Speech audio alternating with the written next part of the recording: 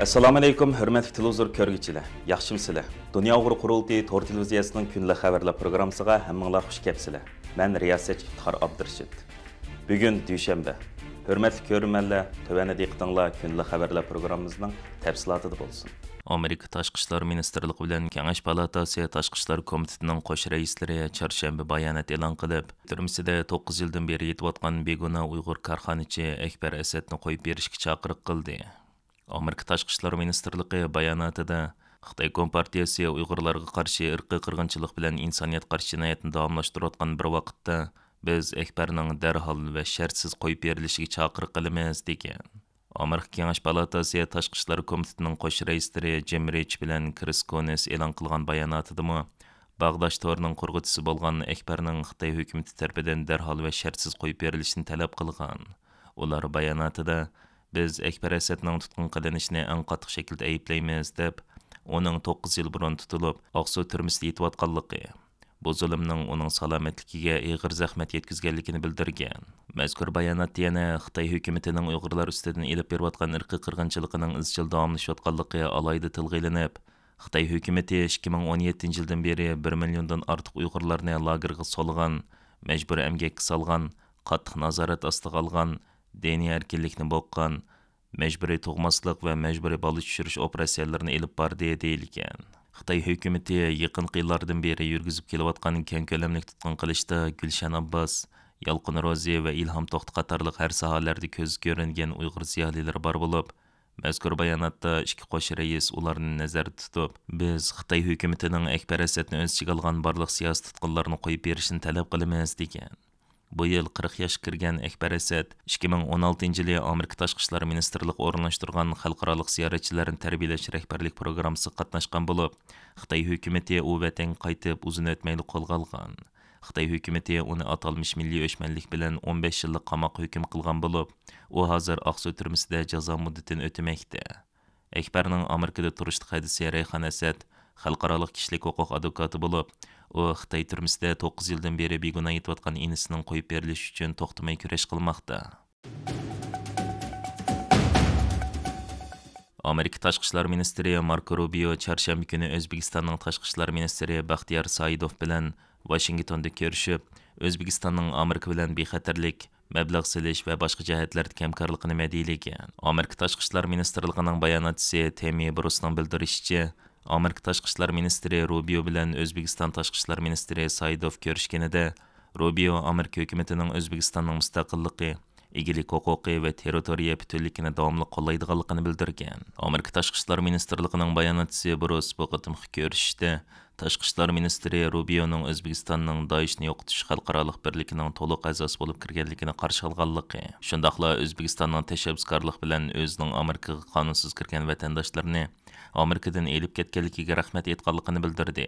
Tashqi ishlar ministri Rubio o'zining X hisobida bu ko'rish to'g'risidagi yozmasida O'zbekistonning tashqi ishlar ministrini madilab, Saidovning qonunsiz ko'chmanlarning kirishini cheklashda va terrorizmga qarshi turishda bir kuchli sherikimiz degan.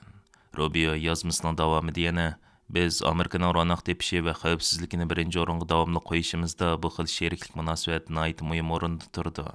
Bizning ikki davlat orasida mablag' silish, halqaliq minerallar va boshqa sohalarda hamkorlashish jihatda oldimizda zo'r yoshirin kuch bor degan. Amerika Tashqi ishlar ministrligining bayonotchisi Brusning bildirishicha, bu ikki tashqi ishlar ministrlari yana yadro energiya texnikasini zamonaviylashtirish masalasi ustida to'xtalgan.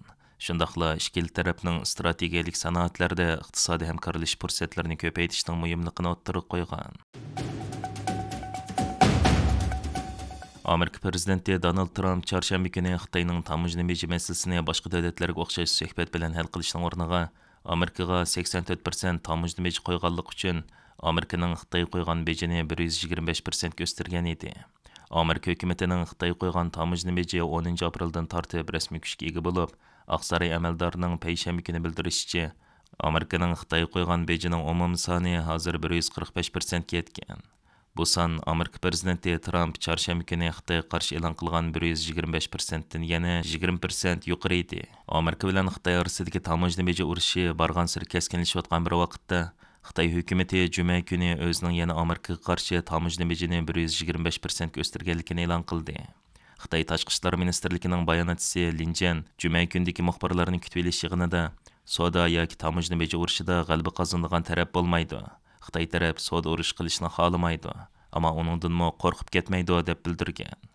Xitoy Tashqi ishlar ministrligining bayonotchilari Xitoyning Amerikaga qarshi kurash qilish irodasining azaldan kuchliligini ifodalash uchun bir qancha kundan beri o'zining doisi deb qaraladigan Mao Zedongning ayni zamonda Amerikani haqoratlab, Amerika bo'lsa bir qog'oz yo'lbos degan qisqa sin filmini ijtimoiy to'rbatlarda keng tarqatdi. CNNning xabariga qaraganda, Amerika hukumat amaldorlari juma kuni Xitoy o'zining Amerikaga qaratgan tamojna bejini 125% ga chiqarishdan burun Xitoyning bunday qilishni qattiq ogohlantirgan ekan. Xabarda aytilishicha, Amerika hukumat amaldorlari yana Xitoy raisi Xi Jinpingning prezident Tramp bilan telefonda ko'rish taklifini o'ttirib qo'yishni da'vat qilgan ekan. Xi Jinping bunday qilishning o'rniga naq Amerika arzu qilganning ta'tirini qilgan. Xitoyning zuvoni bo'lgan Xinhua agentligining xabariga qaraganda, Xi Jinping kelar haftaning 5-idan boshlab Sharq Janubiy Osiyo davlatlarida 3 kun ziyoratda bo'lib, ularning qo'llashini qo'lga keltirmoqchi ekan. Xi Jinping dushanba kuni boshlanadigan bu safarida Vyetnam, Malayziya va Kambodjalarni ziyorat qiladi ekan. Xitoy hukumati juma kuni o'zining Amerikaga qo'ygan tamojna bejini 125% ko'rsatgandan keyin Amerika buningga qarshi bir harakat qo'llanmadi. Amerika prezidenti Trumpning yana Xitoy qo'yilgan tamojna bejini yana yuqoriga ko'tarishi yoki ko'tarmasligi hozircha aniq emas. Ammo Amerikadagi ba'zi analizchilar Amerikaning Xitoy qo'ydigan tamojna bejini texim darajadan tashqari ko'tarishni qo'llamoqda. Amerikadagi donglik mablag' solg'uchi va uzun yillardan beri Xitoy bilan savdo qilib kelgan Kevin O'Leary chorshanba kuni CNNning ziyoratini qabul qilganida, "Men Xitoyga 100% tamojna beji qo'yishni ilgari suryapman. Men Xitoy bilan savdo qilaman. Ular qoida bilan ish qilmaydi. Ular dunyo savdo tashkilotiga kirgili 10-20 yillar bo'ldi. Ammo ular azaldan o'z bu tashkilotga kirishdan burun rioya qilamiz deb va'da qilgan qoidalarga amal qilmaydi. Ular yolg'on gap qiladi, o'g'irlaydi, aqliy mulklarni o'g'irlaydi. Men ularning savdoda arz qilmayman. Ular bizning mahsulotimiz va texnikamizni o'g'irlab, ondan mahsulotlarni yasab bizga qayta sotadi degan.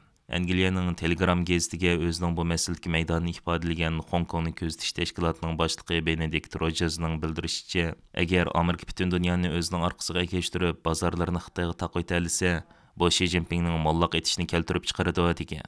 Hurmatli ko'rmanlar, yuqorida diqqatingizga kunlik xabarlar programmamizning tafsilotini sundik. Keyingi qitimliq sonimizgacha ko'rishguncha omon bo'lgaysizlar. Stansiyamizning YouTube kanaliga a'zo bo'lishni unutmang. Xayr xo'sh.